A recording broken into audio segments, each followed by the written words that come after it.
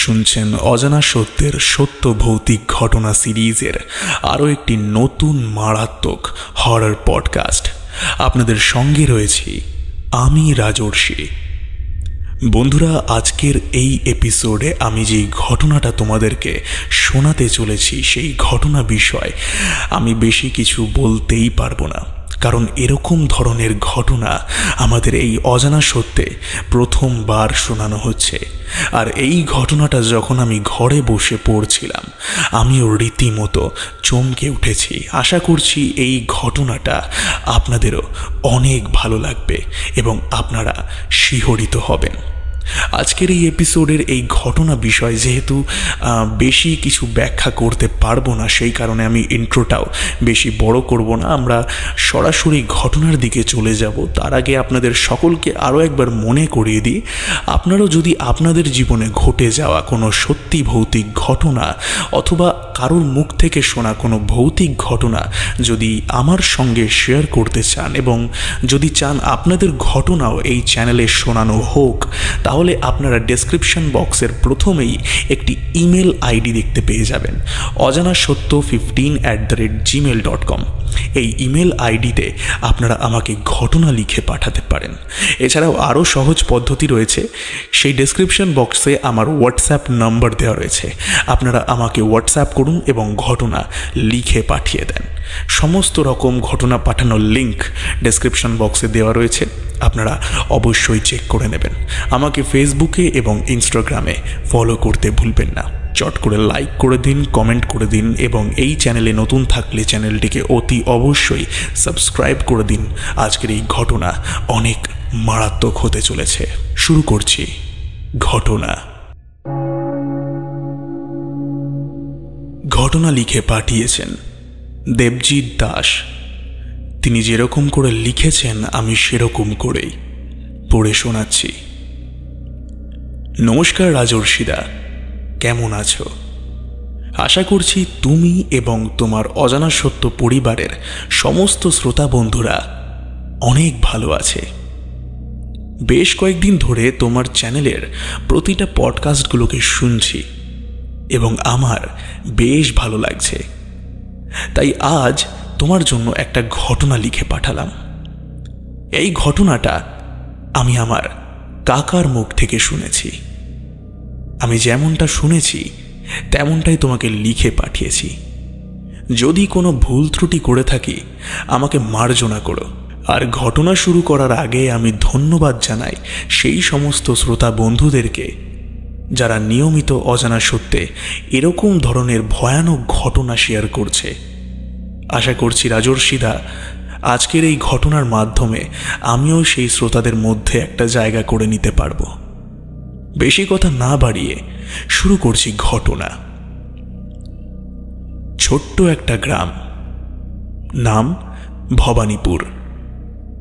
গ্রামের মানুষজনের সংখ্যা বাকি গ্রামের থেকে অনেকটাই কম। গ্রামে একটা প্রাথমিক বিদ্যালয় রয়েছে। ছোট ছোট সব ছেলে মেয়েরা সেই বিদ্যালয়তেই পড়াশুনো করতে যেত। গ্রামের বেশিরভাগ মানুষজনই খেটে খাওয়া মানুষ। তবে গ্রামের সেই স্কুলের যেই সব মাস্টারমশাইরা চাকরি করতেন এবং আরও বাকি যারা যারা থাকতো সেই গ্রামে, কারোর মধ্যেই কারোর প্রতি কোনো হিংসে ছিল না। যার যাই কাজ থাকুক না কেন, সন্ধেবেলার দিকে সবাই জমায়েত হতো রাতুলদার চায়ের দোকানে। সেখানে বসে একবার যদি গল্প শুরু হয়, রাতের আগে সে গল্প শেষ হতো না। সেই জায়গায় যেন সবাই এক। কোনো অপরিচিত মানুষও সেখানে পরিচিত হয়ে যেত। তো তখন ছিল বর্ষাকাল। বৃষ্টির কারণে রাতুলদার দোকানে বেশি লোকজন আসতে পারত না।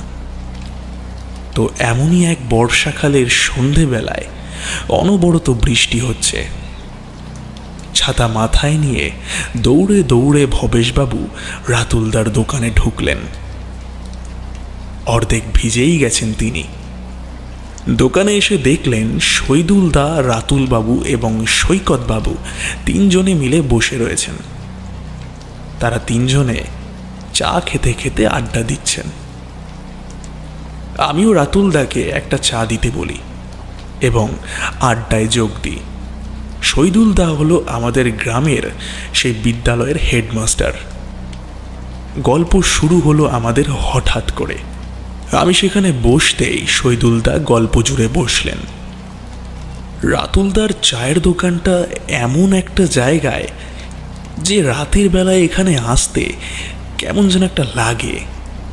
এমনিতেই আলো নেই, তার ওপর এরকম মাটির রাস্তা, বৃষ্টি হচ্ছে আর বাঁ হাতেই জঙ্গল।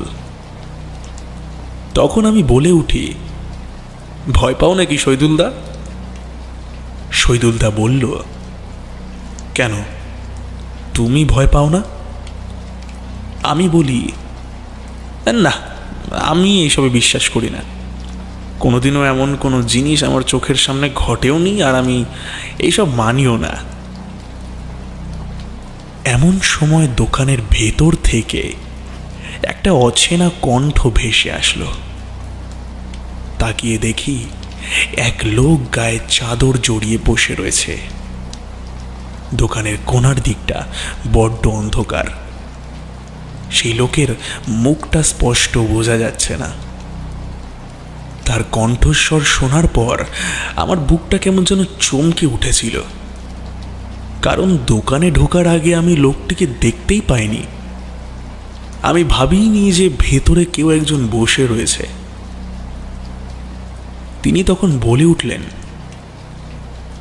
কখনো নিজের চোখের সামনে তো দেখোনি, তাই এরকম বলছো। আমি তখন বলি, কেন, আপনি দেখেছেন বুঝি? তাহলে বলেন তো কি দেখেছেন? তিনি বলেন, হ্যাঁ দেখেছি, আর সেটাই হয়তো আমার জীবনের সবথেকে বড় ভুল ছিল। সেটা আমার জীবন থেকে সব কিছু কেড়ে নিয়েছে। এখন আমি রাস্তায় থাকি, লোকে আমাকে পাগল বলে, তবে আমি যা দেখেছি তা সাধারণ কিছু নয়। আমি বলি, যাক, তাহলে একটা গল্প শুনবো। চলুন চলুন, তাহলে এবার বেশি কথা না বাড়িয়ে একটু গল্পটা শুরু করুন, দেখি কি হয়েছে আপনার সঙ্গে, একটু শুনি। লোকটি নিজেকে পাগল বলে দাবি করল, তবে তার কথাবার্তা শুনে মনে হলো না লোকটি পাগল। যাই হোক, লোকটি তখন ঘটনা বলা শুরু করল। অনেক বছর আগের কথা। তখন এই গ্রামের দক্ষিণ দিকে একটা ছোট মতো কুঁড়ে ঘর ছিল। কোনো লোক সেখানে যেতে চাইতো না। অনেকে মনে করত ওই বাড়িতে নাকি পিশাচ থাকে। সেই বাড়ির আশেপাশের মানুষজনরা নাকি রাতের বেলায় ওই বাড়ি থেকে বীভৎস পরিমাণে এক মহিলার চিৎকার আবার হাসির শব্দ শুনতে পেত। মাঝে মধ্যে এমন কিছু মন্ত্রোচ্চারণ শুনতে পেত যা শুনলে মনে হতো ওই বাড়িতে যিনি থাকেন তিনি কোনো না কোনো অশুভ শক্তির পুজো করেন। সবথেকে অবাক করার মতো বিষয় হলো, সেই বাড়িতে যেই মহিলাটি থাকতো সেই মহিলাটিকে বছরে মাত্র 2 বার দেখতে পাওয়া যেত। তিনি শুধুমাত্র তার উঠোনের দিকটায় বেরোতেন, একটু হেঁটে আবার ঘরে ঢুকে যেতেন। বাকি দিনগুলোতে তিনি ঘরেই থাকতেন। এখানে অবাক করার বিষয় ছিল, তার কিন্তু ভালোই বয়স ছিল, তবে যত বছরের পর বছর পেরোচ্ছিল উনি কেমন যেন জোয়ান হয়ে গেছিলেন। এইসব কিভাবে সম্ভব তা জানি না, তবে আমি এইসব বিশ্বাস একদমই করতাম না, কারণ আমার বাড়ি সেই এলাকায় ছিল না। ওখানকার মানুষজন আমার সঙ্গে এরকম গল্প করত। তবে যেহেতু সেই মহিলাকে আমি নিজের চোখে কোনোদিন দেখিনি এবং তার উপরে সেই মহিলা 2 বার মাত্র বছরে বেরোতো, সেই কারণে আমার কখনো দেখার সৌভাগ্যও হয়ে ওঠেনি, তাই আমি বিশ্বাসও করি না। আমি একজন সাধারণ চাষি ছিলাম। আমার বাড়িতে আমার স্ত্রী এবং আমার ছোট একটা ছেলে ছিল। আমার ছেলে রোজ বিকেলে মাঠে খেলতে যেত, আর যাওয়ার পথটাও ওই বাড়ির পাশ দিয়েই ছিল।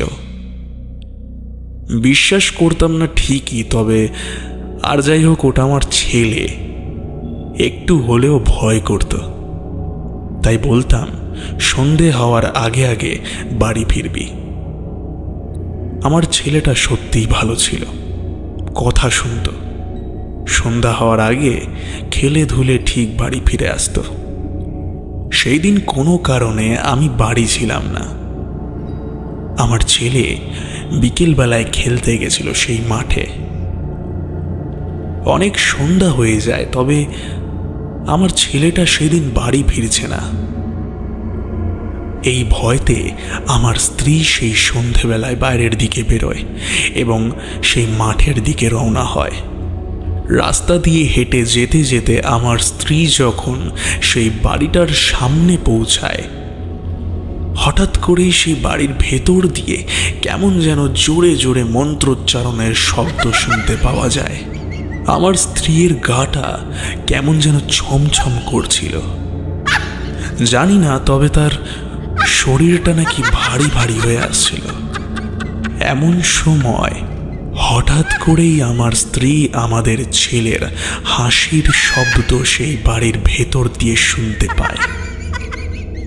আমার স্ত্রী বড্ড ভয় পেয়ে যায়, তাড়াহুড়ো করে সেই বাড়ির ভেতর ঢুকে যায়। তখন অনেক রাত। আমি বাড়ি ফিরে এসেছি। আমি বাড়ি ফেরার পর আমার ছেলেকে খাটে বসে থাকতে দেখি। আমার ছেলে আমাকে জানায় আজকে একটা বন্ধুর বাড়িতে নাকি তার মা তাকে ডেকেছিল এবং অনেক কিছু খাইয়েছে, তাই তার বাড়ি ফিরতে অনেকটা সন্ধে হয়ে গেছে। আমি তাকে আর কিছু বলি না, তবে অবাক করার বিষয় ছিল যে আমি আমার স্ত্রীকে কোথাও খুঁজে পাই না। আমি যখন আমার ছেলেকে প্রশ্ন করি, সেও বলে যে আমি আমার মাকে অনেকক্ষণ ধরে খুঁজে পাচ্ছি না। এই ভয়টা পেয়ে আমি তাড়াতাড়ি বাড়ির বাইরে বেরোই এবং চিৎকার করতে করতে আমার স্ত্রীকে আমি খুঁজতে থাকি। আমার চিৎকারে গ্রামের লোকজন জড়ো হয় এবং সবাই মিলে তন্ন তন্ন করে খুঁজতে থাকে আমার স্ত্রীকে।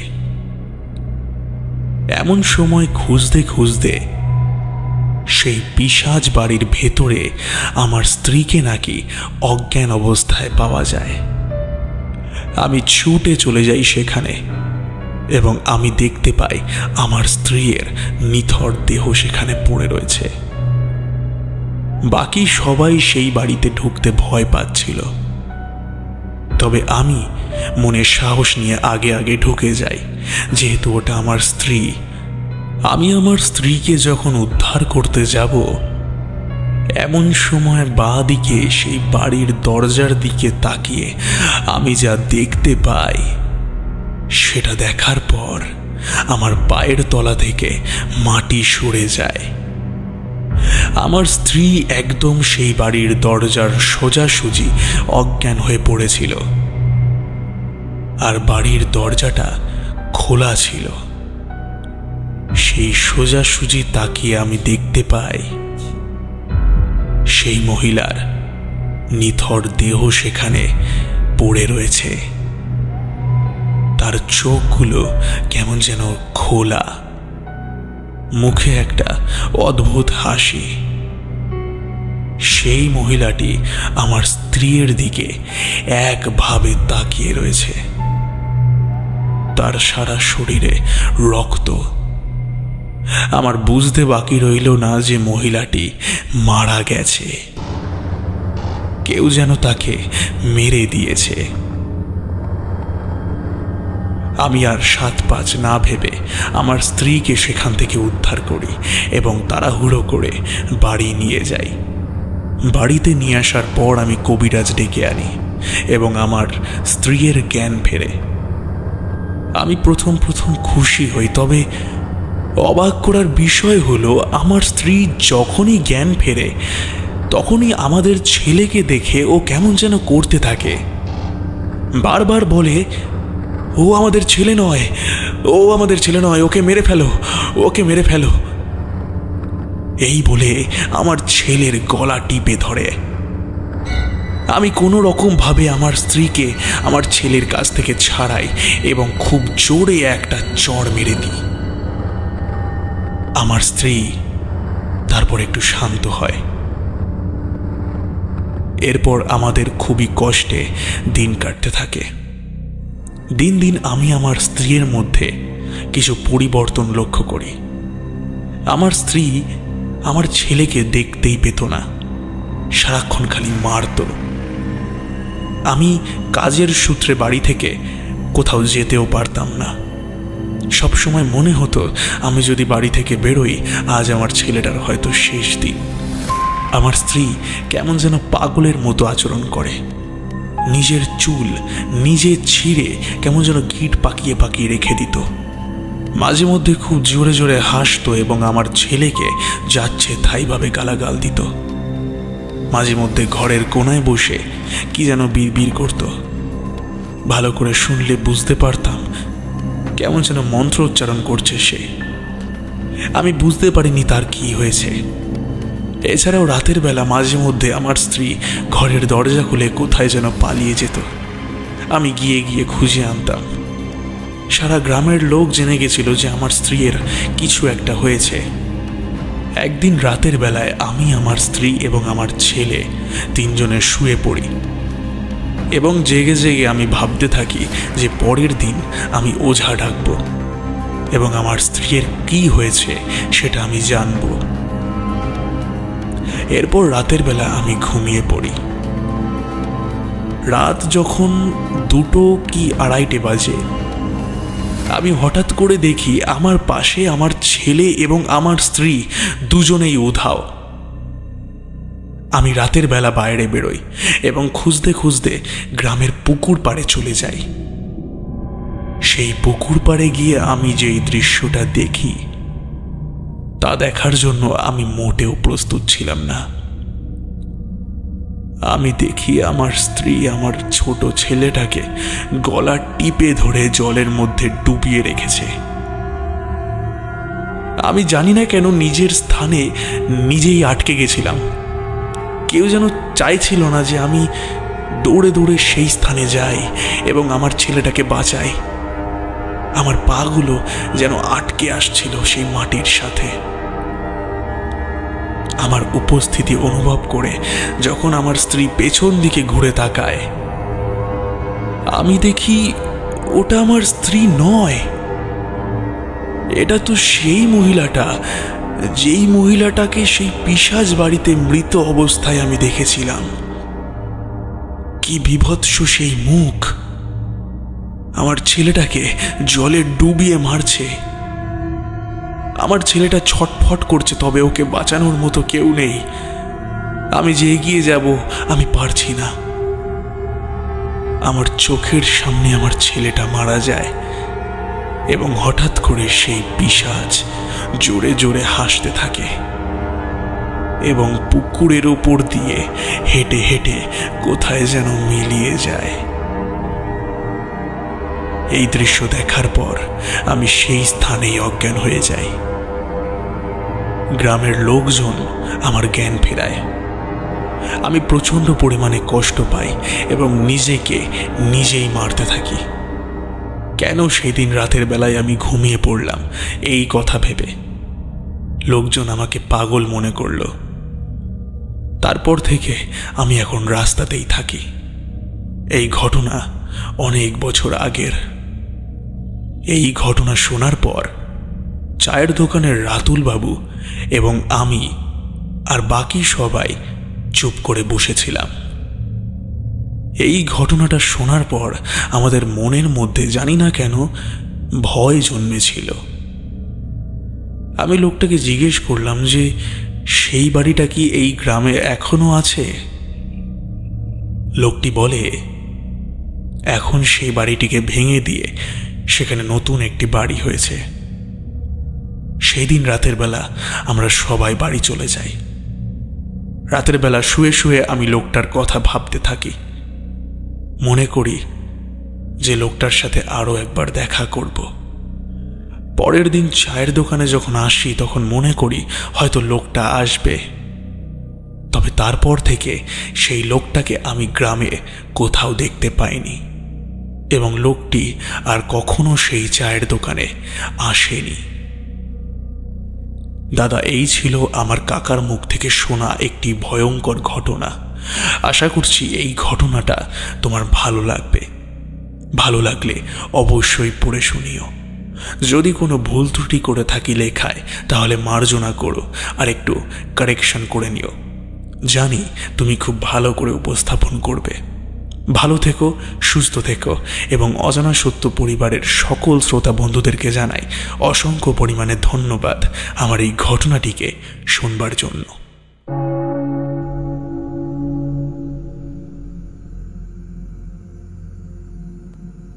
সত্যি কতটা অসাধারণ একটি ঘটনা আমরা শুনলাম। এই ঘটনাটি আপনাদের কেমন লাগলো আপনারা আমাকে কমেন্ট করে জানান। যদি আপনাদের ঘটনাটি ভালো লেগে থাকে তাহলে আপনারা অবশ্যই কমেন্টে লিখুন, আর যদি খারাপ লেগে থাকে সেটাও আপনারা কমেন্টে লিখুন। আমার উপস্থাপনা কেমন লাগলো সেটাও অবশ্যই জানাবেন। আজকের এপিসোডটিকে লাইক করবেন এবং বন্ধুদের সঙ্গে শেয়ার করতে একদমই ভুলবেন না। চলে যাচ্ছি আজকের শাউট আউট পর্বে। কমেন্ট করেছেন জয় বাবা লোকনাথ ফ্যান ক্লাব, খুব ভয়ঙ্কর, অসংখ্য পরিমাণে ধন্যবাদ জয় বাবা লোকনাথকে। কমেন্ট করেছেন রুদ্র মল্লিক, আমাদের সঙ্গে রয়েছেন সিনার সুবীর, কমেন্ট করেছেন আকাশ মণ্ডল, ত্রিদীপ দাস, কমেন্ট করেছেন স্বপ্না বজাল, টোটাল ফানি 3.0, কমেন্ট করেছেন কৌস্তব সরকার, আমাদের সঙ্গে রয়েছেন সৃজিতা ব্যানার্জি, কমেন্ট করেছেন জাওয়া দেবী, কমেন্ট করেছেন সুরজিৎ দাস, চুমকি ঘোষ, রুকাইয়া তালুকদার, কমেন্ট করেছেন আলপনা চক্রবর্তী, বিদাস FF, আসিফ ইকবাল, কমেন্ট করেছেন অনির্বাণ বিশ্বাস, কমেন্ট করেছেন গীতা গোস্বাম, কমেন্ট করেছেন ভারত দাস, আমাদের সঙ্গে রয়েছেন MD মনসু, কমেন্ট করেছেন মেঘনা দে। সকলকে অসংখ্য পরিমাণে ধন্যবাদ কমেন্ট করবার জন্য। আপনারা এইভাবেই এই পরিবারের সঙ্গে যুক্ত থাকুন, ভালোবাসা দিতে থাকুন এবং ঘটনা পাঠাতে থাকুন। ভালো থাকবেন, দেখা হবে আবার পরের এপিসোডে। ততক্ষণের জন্য stay happy and stay safe এবং যুক্ত থাকুন আমাদের অজানা সত্যের সঙ্গে, কারণ অজানা সত্য মানেই রহস্যের এক অন্য দুনিয়া।